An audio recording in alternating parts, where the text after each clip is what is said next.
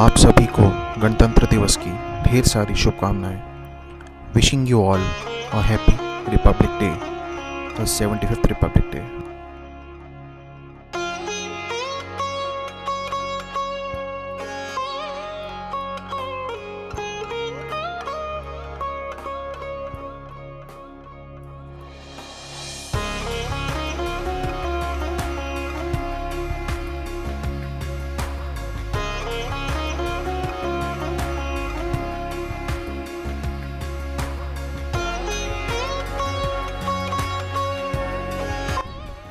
The famous bhajan of Shri Anup Jalota ji suits the occasion।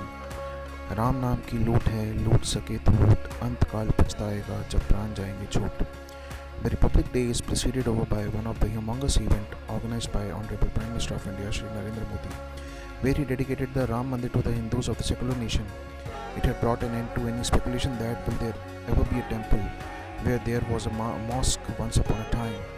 Now we have a great structure of our times called as Ram Mandir.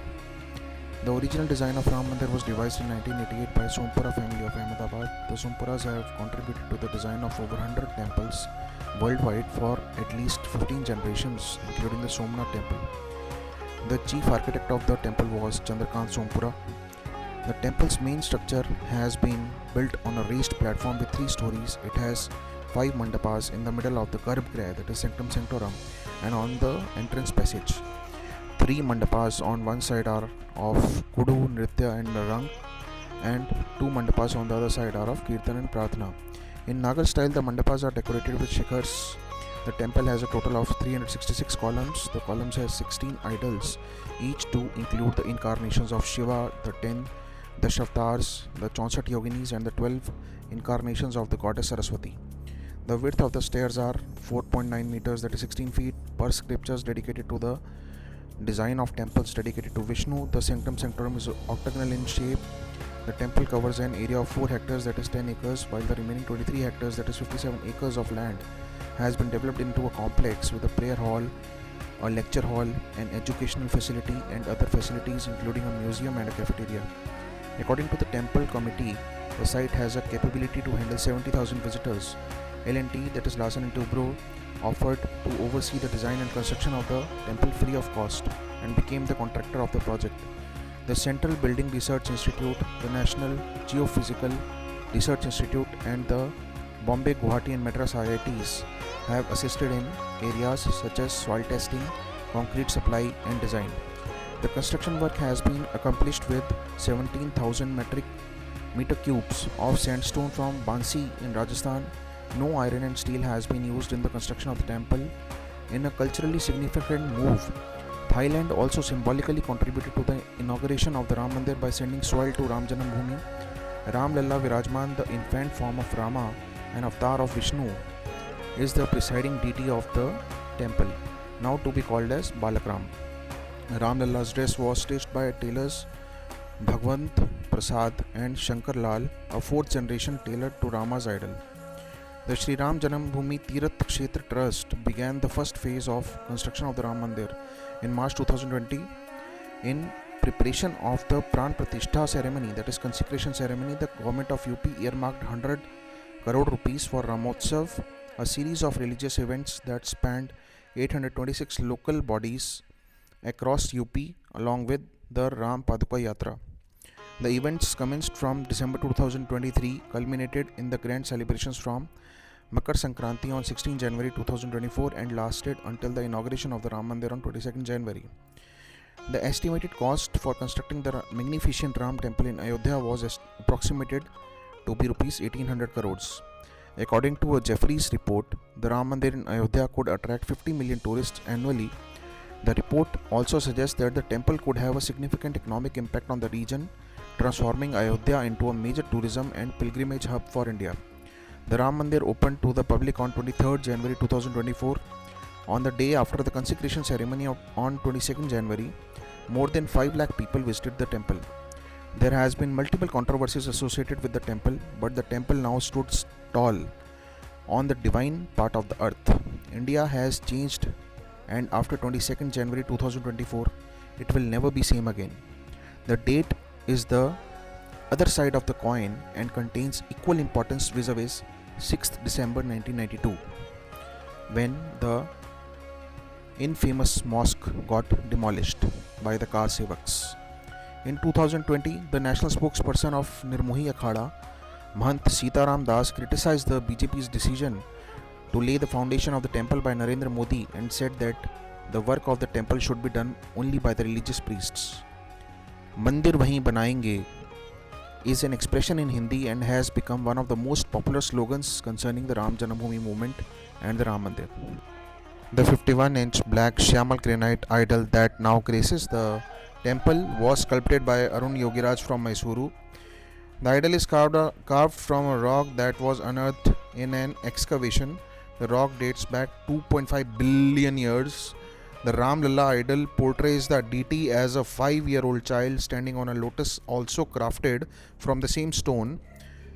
The idol weighs 200 kg and boasts a height of 4.24 feet and a width of 3 feet. The previous idol was in tent called as Ram Lalla Virajman. Temple is visited by multiple pro-party in power celebrities like Ambani's, Adani's, Kangana, Anupam Kher, etc.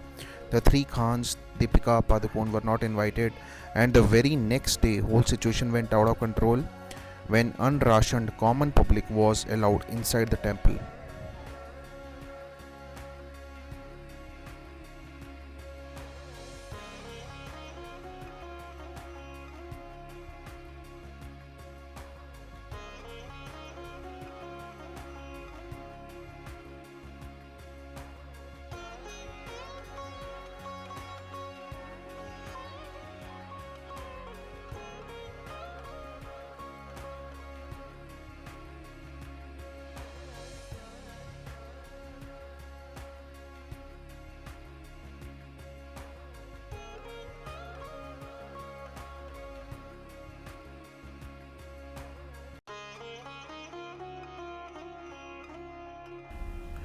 We found another temple under a mosque, but now there won't be another Babri.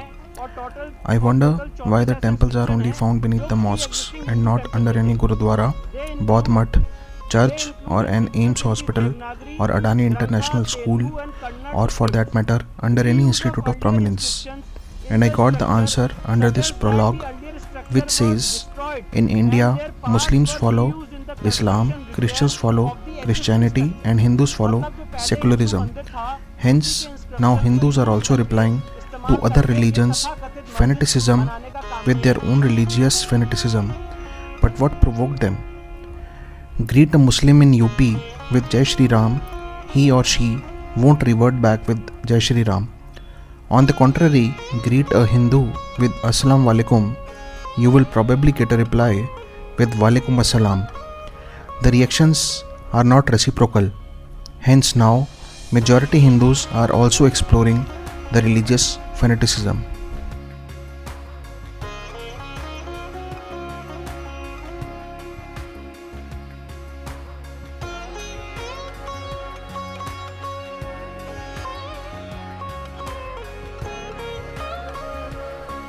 I would like to draw an analogy between the current extreme celebratory behavior of the current political regime during the consecration ceremony with this scene from the movie Border of 1997, where Sunny Deol is reprimanding one of the soldiers for showing extreme celebrations while he was leaving his duty during the difficult hours of the nation.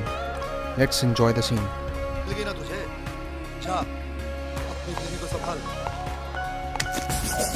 Mathura Das ji, आप खुश हैं कि आप घर जा रहे हैं, मगर खुशी का ये बेहुदा नाच जो आप अपने भाइयों के सामने कर रहे हैं, अच्छा नहीं लगता। On December 6, 1992, a group of Hindu activists demolished the Babri Masjid, a 16th century mosque. The demolition sparked riots across the Indian subcontinent, resulting in the deaths of around 2,000 to 3,000 people, most of them Muslims. An inquiry into the incident found 68 people responsible, including several leaders of the BJP and the VHP. As per the third schedule of Indian Constitution, the Prime Minister takes an oath. Let me read out a part of the oath. That I will uphold the sovereignty and integrity of India, that I will faithfully and conscientiously discharge my duties as Prime Minister for the Union, and that I will do right to all manner of people in accordance with the Constitution and the law. Mark my word, in accordance with the Constitution, and secularism is still part of the Constitution.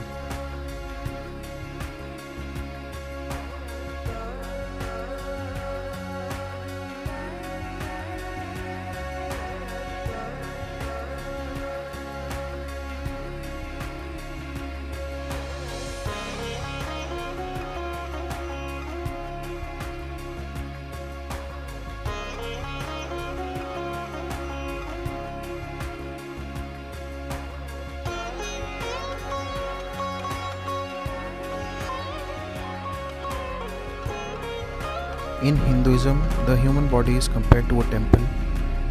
The Sariraka Upanishad describes the human body as a combination of elements like earth, water, air, space, and energy, with the spirit being the lord of the body. The positivism inside your spirit is where actually Lord Ram resides.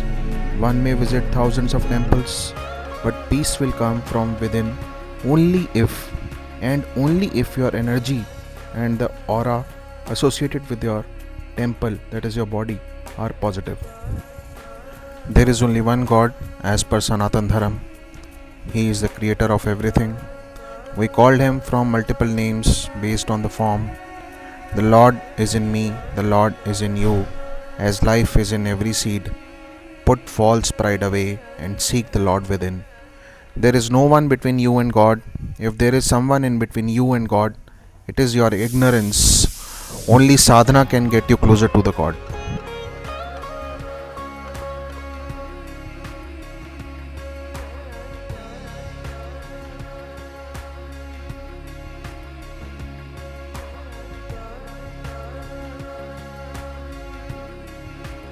Are equally entitled to freedom of practice and have the right to freely profess, practice, and propagate religion.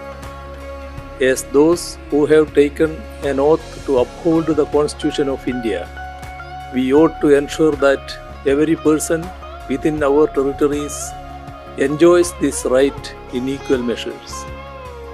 At the same time, we cannot be promoting one religion above all others or demean one religion beneath every other. As our first Prime Minister Pandit Jawaharlal Nehru has often opined, Indian secularism means the separation of religion and state.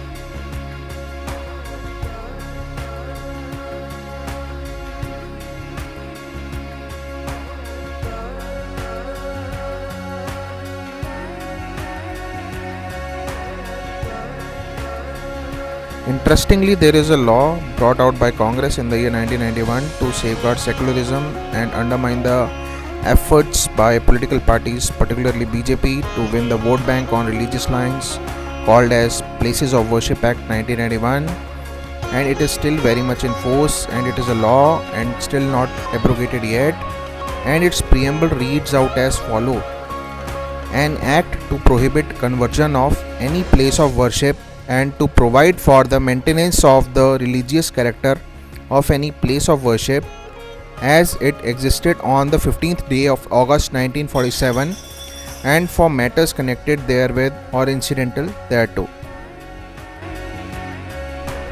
What do you think will be the impact of Mandir on mosque politics?